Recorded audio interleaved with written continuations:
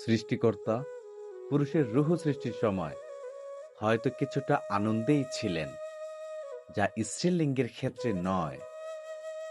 তবে অর্থনীতির মতো এত বড় চাপ মাথায় নিয়ে একটা পুরুষ মৃত্যুর আগ অবধি জীবন পার করে, কিন্তু দেখুন, জাহান্নামে নারীর সংখ্যাই বেশি।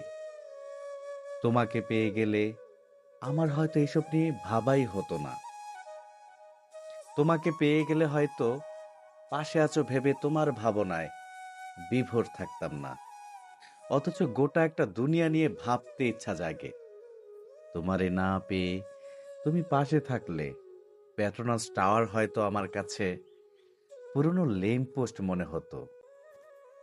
গ্যাংটিং হাইল্যান্ডের ঝকঝকে কোলাহল হামারে পাইতো কই। তুমি থাইকা গেলে মালক্কা শহরের নীরব খালরে নর্দমা মনে হইতো। প্যানাঙের রাস্তায় তোমারে নিয়া হাঁটা হইল না। তুমি থাইকা গেলে কিনাবালু পাহাড়ের সর্বোচ্চ চূড়ায় বইসা ঝাঁপ দেওয়ার ইচ্ছা জাগতো না।